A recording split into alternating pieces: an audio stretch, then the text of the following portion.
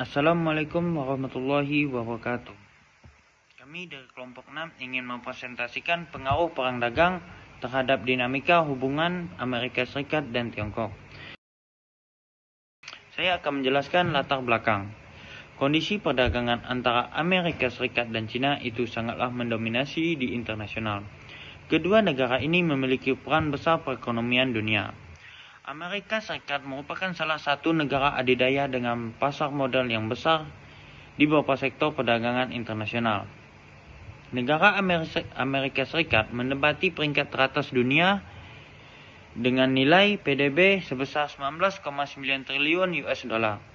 Sehingga Amerika Serikat berimplikasi terhadap pengaruh ekonomi terhadap dunia, perekonomian terhadap dunia. Di waktu yang bersamaan, Amerika juga negara yang rajin mengundang negara lain untuk bekerja sama. Salah satu negara yang diajak bekerja sama ialah Tiongkok.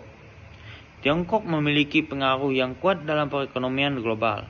Tetapi ada perbedaan perekonomian antara Tiongkok dan Amerika Serikat itu sendiri.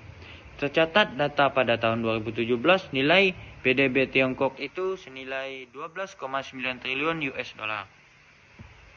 Yang membuat Tiongkok berada di peringkat kedua setelah Amerika Serikat. Sektor-sektor yang dikuasai oleh Tiongkok dalam perdagangan internasional seperti mesin industri, pakaian, dan mebel. Tetapi, jika dianalisis sebenarnya tidak seimbang. Merespon kondisi yang tidak seimbang, Donald Trump melakukan perubahan strategi perdagangan. Donald Trump memutuskan untuk memberlakukan tarif pajak sebesar 25% untuk Tiongkok. Adanya kebijakan tarif membuat mulainya perang dagang antara Amerika dan Tiongkok.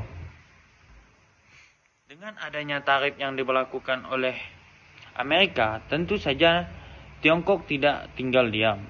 Mereka juga memberlakukan tarif sebesar 50 miliar US dollar terhadap produk Amerika. Kondisi saling serang ini membuat keduanya semakin panas. Saya akan melanjutkan rumusan masalah. Rumusan masalahnya adalah bagaimana perang dagang antara Amerika Serikat dan Tiongkok mempengaruhi hubungan kedua negara. Rangka teorinya yang diambil adalah teori proteksionisme. Perang dagang antara Amerika Serikat dan Tiongkok yang dimulai pada 2018 adalah manifestasi nyata dari kebijakan tarif proteksionisme Presiden Donald Trump yang bertujuan untuk melindungi industri dalam negeri Amerika Serikat dalam praktik perdagangan yang dianggap tidak adil oleh Tiongkok untuk mengurangi defisit perdagangan dengan negara tersebut. Berdasarkan teori proteksionisme, langkah-langkah tarif diambil Amerika untuk melindungi industri dalam negara AS di praktik perdagangan yang dianggap tidak adil oleh Tiongkok. Selanjutnya akan dijelaskan oleh teman saya. Baik, selanjutnya perkembangan perang dagang pada kasus perang dagang antara Amerika Serikat dan Tiongkok ini sangat signifikan membahas perubahan dalam hubungan perdagangan dan geopolitik antara Amerika Serikat dan Tiongkok sejak 2018. Tahun ketika Presiden Trump memulai perang dagang pertama, hubungan masih tidak stabil meskipun pada tahun 2020 ada upaya untuk mencapai kesepakatan perdagangan sebagai tanggapan atas perang dagang yang dimulai Trump pada tahun 2018. Tiongkok memperlakukan tarif impor pada produk Tiongkok. Konflik ini terjadi karena ketidakseimbangan perdagangan yang signifikan antara dua negara tersebut, di mana Tiongkok memiliki surplus yang besar setelah perang tarif selama hampir 2 tahun. AS dan Tiongkok mencapai kesepakatan perdagangan tahap 1 pada tahun 2020. Satu aspek kesepakatan ini adalah komitmen Tiongkok untuk menyelesaikan masalah kekayaan intelektual dan meningkatkan pembelian produk pembelian dari Amerika Serikat.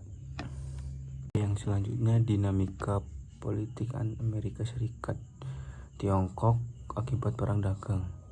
Teori proteksionisme perang dagang antara Amerika Serikat dan Tiongkok yang dimulai pada tahun 2018 adalah manifestasi nyata dari kebijakan tarif proteksionisme Presiden Donald Trump yang bertujuan untuk melindungi industri dalam negeri AS dan praktik perdagangan negara tersebut. Berdasarkan teori proteksionisme, langkah-langkah tarif yang diambil oleh Amerika Serikat untuk melindungi industri dalam negeri Amerika Serikat dari praktek perdagangan yang dianggap tidak adil oleh Tiongkok. Kemudian yang selanjutnya, implementasi dan eskalasi tarif. Teori proteksionisme berpendapat bahwa tarif dapat memiliki dua efek. Mereka dapat membantu industri dalam negeri dengan mendorong investasi dan produksi dalam negeri, mengurangi persaingan dari impor murah, dan meningkatkan produksi domestik. Atau proteksionisme, contoh dan jenis perlindungan perdagangan.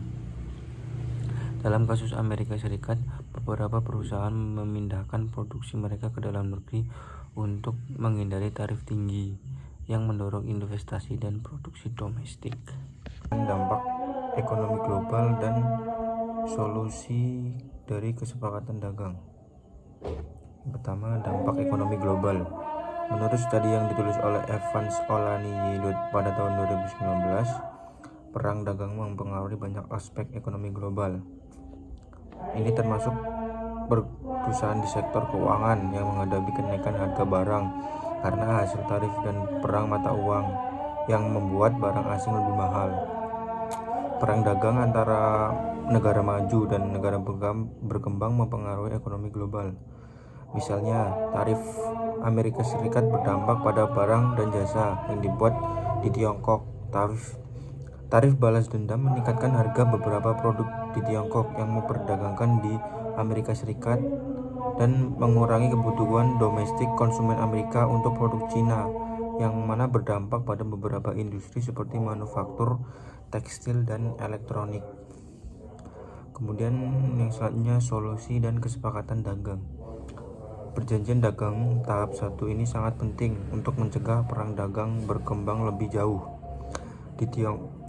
Negara Tiongkok berjanji dalam kesepakatan tersebut untuk meningkatkan impor barang Amerika Serikat senilai 200 US miliar dolar melampaui tingkat